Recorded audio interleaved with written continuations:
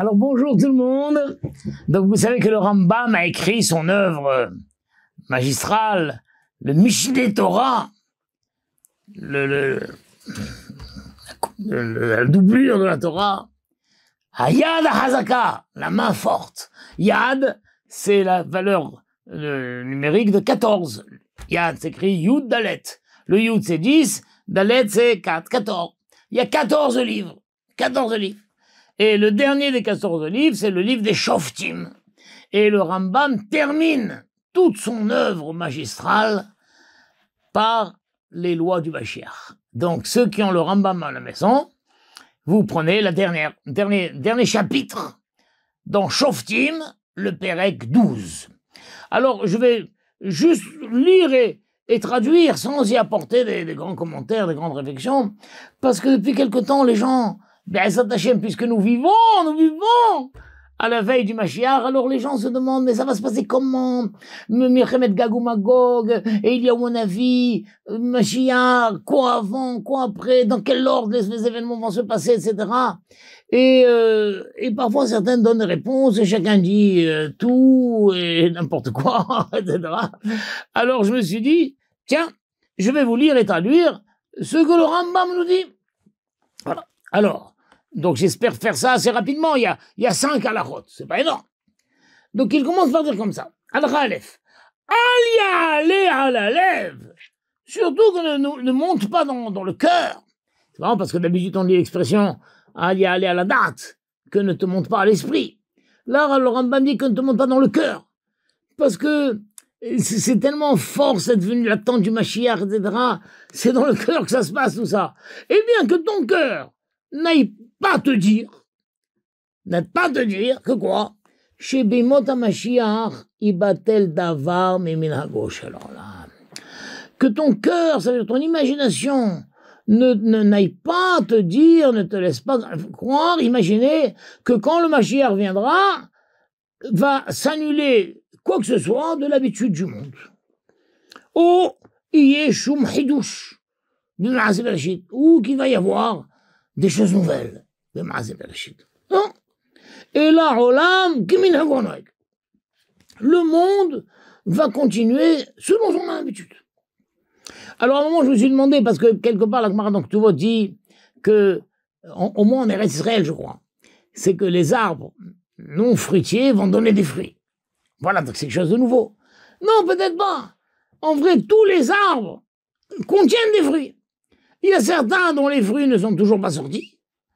Et à l'époque du Mashiach, ceux dont les fruits ne sont pas sortis vont donner des fruits. Mais c'est pas quelque chose de nouveau. Bon. Ah bon, donc le monde, rien va changer, ça va continuer. Il pose une grande question. Vezé sheneemar. Et pourtant, voici ce qui a été dit dans Ishaïa. Vegar ze'ev im keves. Le loup habitera avec le mouton. Venamer im gedi irbaz. Et la panthère irbaz va se coucher dans l'herbe à côté du chevreau. Machal vehida. Non, c'est des images. C'est des images, c'est des devinettes. Des devinettes. Inyan Adavar, l'idée chez Iye Israël, c'est que qui est appelé ici le mouton? Qui est appelé le chevreau? C'est Israël.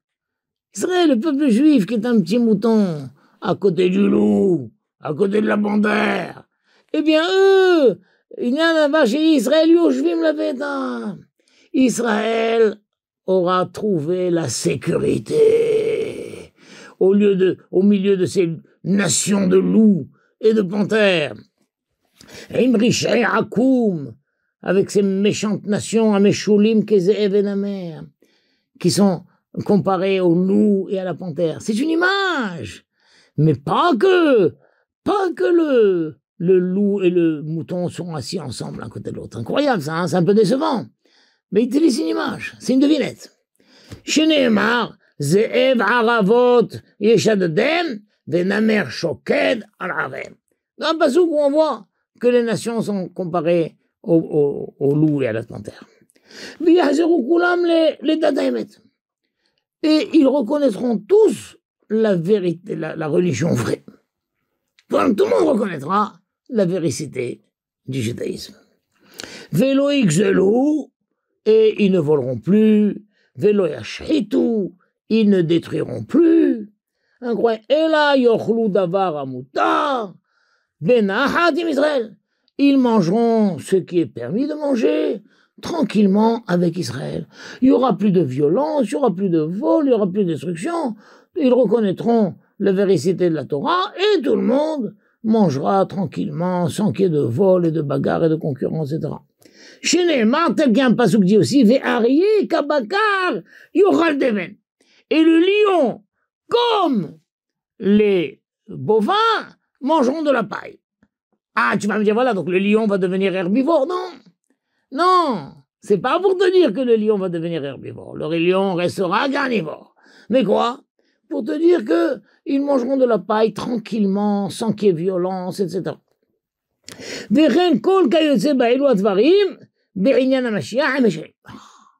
Et de même, toutes ces choses-là, ces exemples que tu trouveras concernant le Mashiach, ce sont tous des images, des paraboles.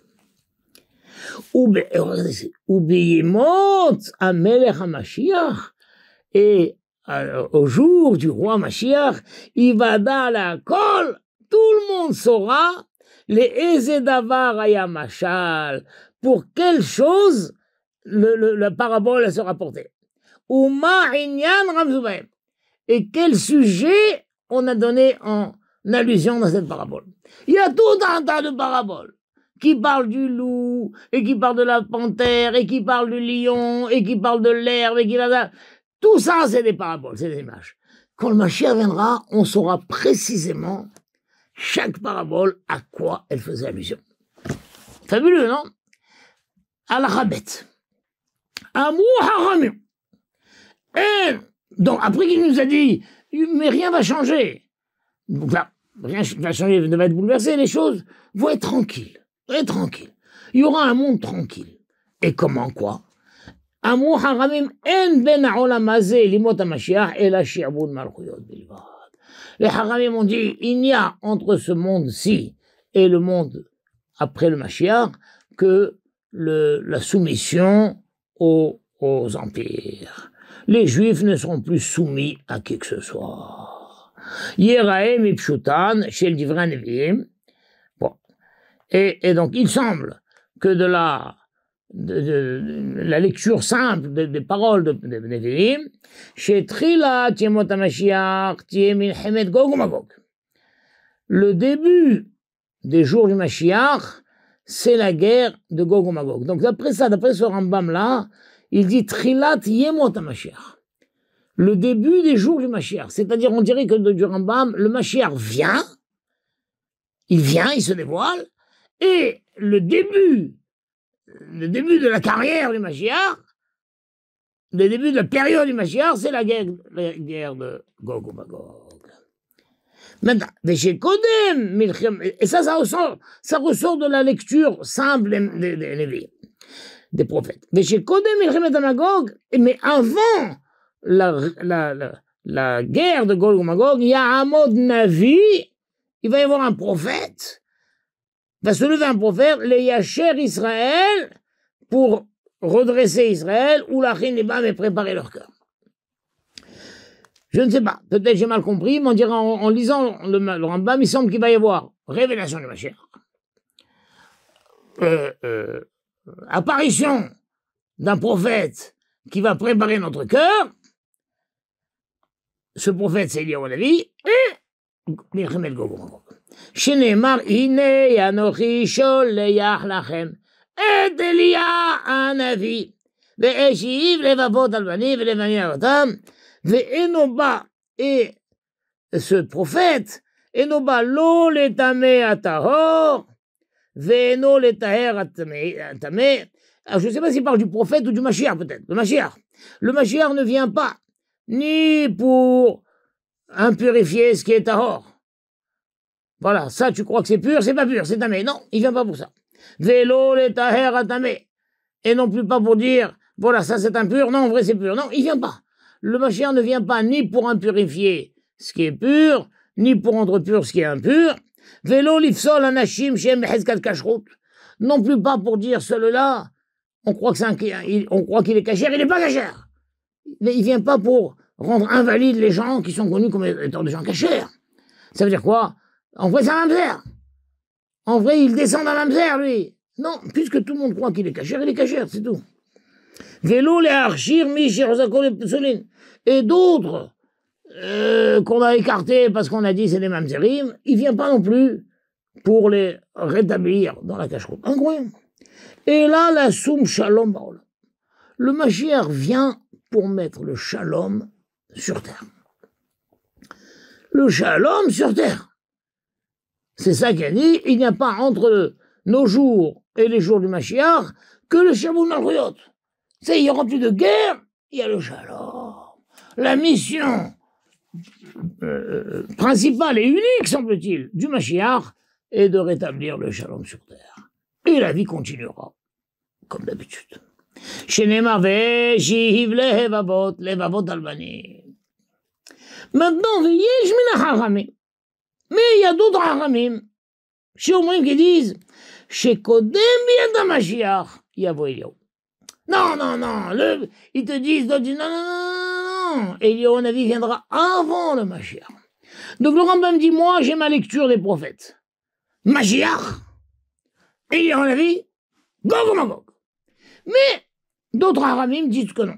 C'est d'abord Eliyahu Hanavi, Mashiach, Gog ou Magog. Et peut-être aussi un autre ordre. Vechol elu advarim. Et toutes ces choses-là en vrai, vekayose bahem, lo yeda adam ech yu achiyu. Donc on sait qu'il y a trois étapes. Il y a Eliyahu Hanavi, Mashiach, Gog ou Magog. Dans quel ordre les événements vont se passer? Personne n'en sait rien. Personne n'en sait rien. Chez Dvarim, Stumim, Hen et Salvim. C'est assez fermé chez les prophètes. Chacun peut trouver sa lecture des prophètes. Donc certains, ma lecture à moi, le Rambam dit, c'est Mashiach, Eliyahu Hanavi, Gog ou Magog. D'autres disent que non, disent que Eliyahu Hanavi vient avant le Mashiach. Et peut-être que d'autres disent aussi que Gog ou Magog sera avant le Mashiach. Personne n'en sait rien vraiment. Gama haramim en lahem kabbalah bidvarim elu. Même les haramim n'ont pas reçu une transmission précise sur ces choses-là. Et là, les filles, psukim. Chacun d'après la manière dont il comprend les psukim. Qu'est-ce qui ressort des psukim, des versets des livres? C'est pour ça qu'il y a des discussions. Donc si quelqu'un dit, ben moi j'ai vu un livre, il dit que Eliyahu Hanavi viendra avant le Mashiach. Et l'autre dit, bah oui, mais moi j'ai lu un livre qui dit que non, que d'abord le Mashiach, ensuite Eliyahu Hanavi. Et mais chacun d'après sa manière d'apprendre. Mais regardez comment ce qu'on me dit. Fais alcool panim. Mais de toute façon, en sidur avayat advarim elu, l'ordre dans lequel ces événements se produiront, vélo digdukem, et la précision, et karbadat. C'est pas quelque chose d'essentiel dans la religion. Et alors? Mais je veux savoir, et alors? C'est pas essentiel, on sait. On sait qu'il y a Eliyahu Hanavi, Mashiach, Gog ou Magog. L'ordre dans lequel les événements se produiront, c'est pas quelque chose d'essentiel, à savoir. Ou l'olam, lo yitrasek adam bedivrei agadot.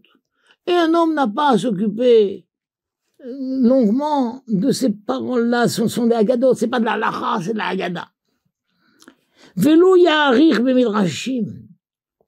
Il doit pas s'allonger dans tous ces midrashim, à Amurim, Be'inyanim Elou, tous ces midrashim qui sont dits sur ces sujets-là.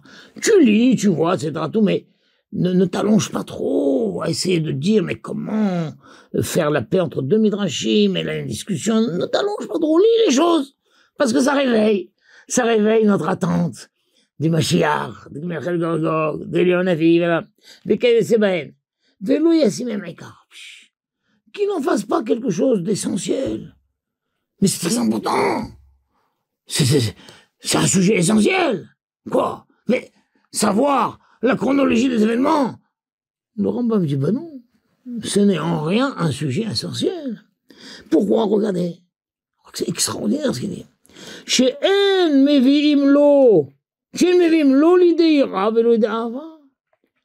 Parce que cette étude-là, de savoir la chronologie précise des événements, c'est pas une étude qui amène à la hirat shamaim, à la crainte d'Hachem, ni à l'amour d'Hachem. Étudie les sujets qui réveillent la crainte d'Hachem. Étudie les sujets qui réveillent l'amour d'Hachem. Mais lis si tu veux tout ce qui a été écrit, mais ne consacre pas beaucoup de temps, ni l'essentiel de ton étude. Ça n'apporte ni hirat shamaim, ni avat Hachem. Vechen lui hashvaksi. Pareil aussi, ne te mets pas à calculer la date. Ne cherche pas à travers les événements, les trucs, ne cherche pas. Amrou hachamim tipach rucham shel mechashav hakitzim. Hachamim ont donné une sorte de rejet, de malédiction pour ceux qui cherchent les dates. Et là, l'attitude du juif, c'est quoi? Yehake, il attend, veyamin, et il croit.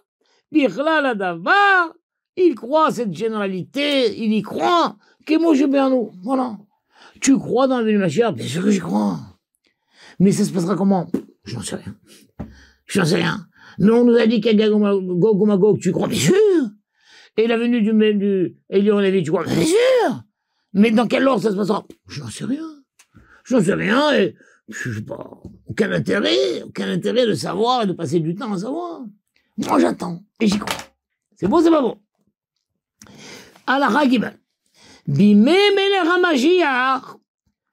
À l'époque, donc, dans les jours du roi Mashiach, Keshitadesh Malchuto, Keshitityachev Malchuto, lorsque son règne va s'établir, Veitkaptsu Elav Kol Israël, et que tout Israël vont se rassembler autour du Mashiach, Yetyahasu Kulam Alpiv, Beruach HaKodesh Tahanu Alam. Chacun connaîtra sa véritable identité grâce au Ruach HaKodesh que le Mashiach va avoir. Et il va dire, toi t'es un Kohen, toi t'es un Lévi, toi tu fais partie de la tribu de Issachar, toi Zebulun, c'est incroyable. Shenemar Vesha Metzarev Metaher, ou Bnei Lévi Metaher Srela. Incroyable. D'abord, il va s'occuper d'extraire tous les Bnei Lévi. En premier, c'est les Lévi. Incroyable. Veomer Ze Meyuhas. Kohen, Ze Meyuhas Lévi. Et il dira, d'accord, donc la tribu de Lévi, et dans les Lévi, il y en a qui sont Kohen parmi les Lévim, et il y en a qui sont Lévi simplement. D'accord, la première chose, il s'occupe de la tribu de Lévi. Et il dira, lui c'est un Lévi, et toi tu es un Lévi qui est un Kohen. Parce que les Kohanim sont de la tribu de Lévi. Voilà. Vedohe et she'enan meyuhasim l'Israël. Et il repousse ceux qui ne sont pas meyuhasim à Israël. Ceux qui ne sont pas juifs, il dit non, désolé, toi tu n'es pas juif. Incroyable. Areu Omer, Veyomer, Atirshat alahem, etc. Ad Amon Kohen, Amod Kohen, Leorim et Tomim. Tel que le passage ici, les psukim, toi Kohen, soit pour Leorim et Tomim. Toi, tu es Lévi, et toi, tu es Israël.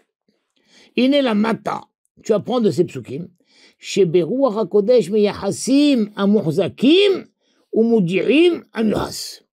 On est ceux qui sont muhzakim, on les maintient, on les confirme, et on fait savoir qui c'est qui est muhas, qui c'est qui est Lévi, qui c'est qui est Kohen. Ve'enu meyaches Israël et là les shiftem. Et maintenant, Israël, il dira à chacun quelle tribu tu es. Quelle tribu. Chez Maudit, chez Zem et chez Plouni, Vezem et chez Plouni. Incroyable.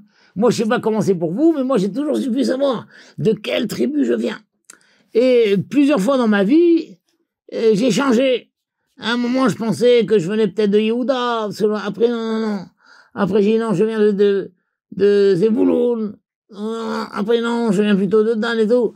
Un juif, il veut savoir quelle tribu. Quand il lit les traits de caractère de chaque tribu, il se demande, eh ben voilà, Mashiach, il va nous dire. Il va enfin nous dire à quelle tribu nous appartenons. Avalenu omer al shehen Behazat Kashrut, faisait Mamzer Zavet. Incroyable. Mais celui qui est Kacher, celui-là, il est de la tribu de Reuven, mais c'est un Mamzer. Il ne dira pas qui est Mamzer. Non.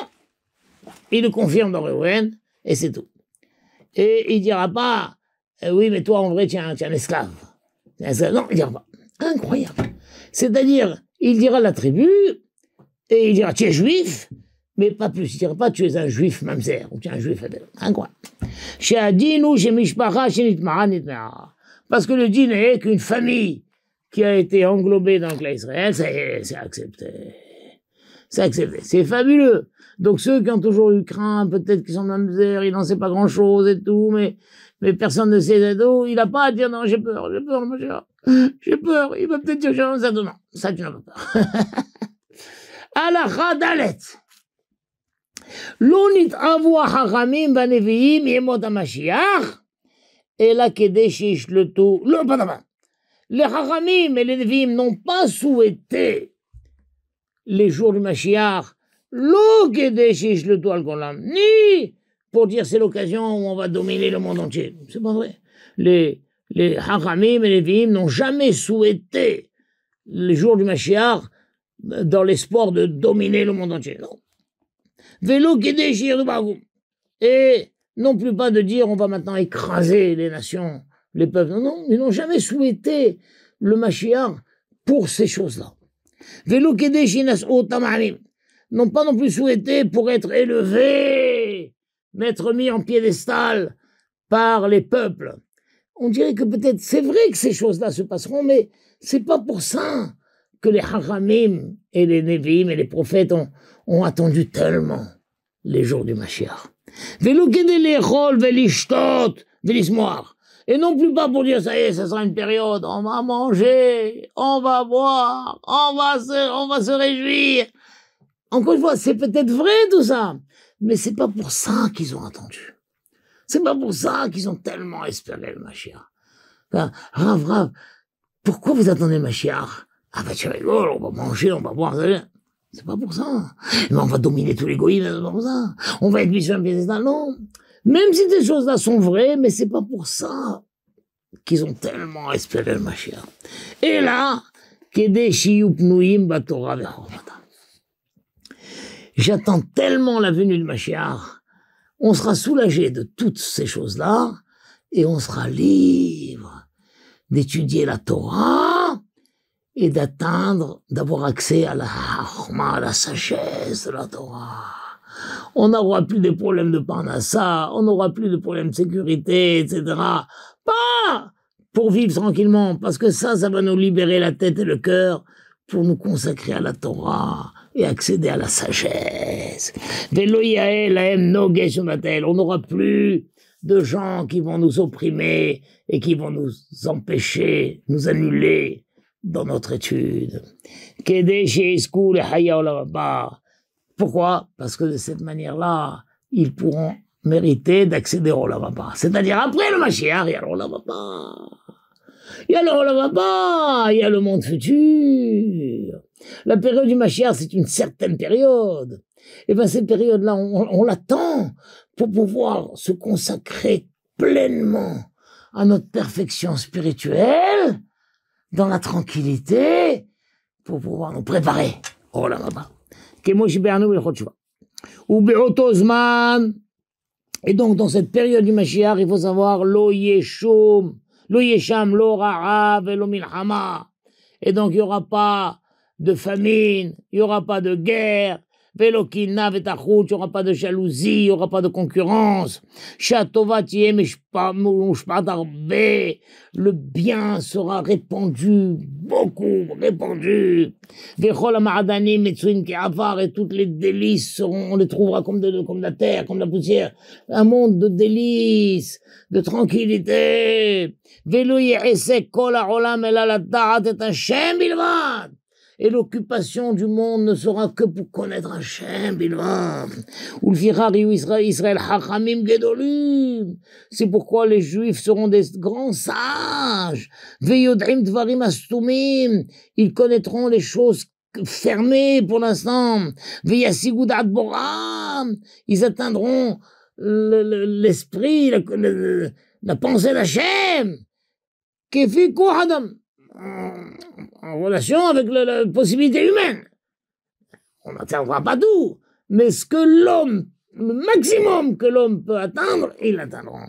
Chez les marques Himala reste Dera et Hachem, car la terre se remplira de connaissances d'Hachem, Kamaim Layam Mechassim, comme les eaux qui remplissent les mers, etc. Voilà, c'est extraordinaire. Ve'ezat Hachem, qu'on puisse vivre. Et donc, Nishlemu Ilchot Melachim, V'achibur Kulo, et je termine là les lois des rois, et je termine toute mon œuvre, qui est le Yad HaZaka, Baruch She'amar Vaya Olam, Bifrato ou Biklalo. Béni soit celui qui a dit que le monde soit dans chaque détail et dans la généralité. Voilà, Be'ezat Hashem, très sympathique d'avoir lu ce petit peu Pérec. Ça nous remet un petit peu les idées en ordre. Que nous puissions vivre cette période merveilleuse et avoir enfin la solution à la chronologie, comment les événements vont se passer et comment nous allons vivre cette période merveilleuse. Bracha ve'atzlacha yiratzon sheniske geula shlema bekarov mamash.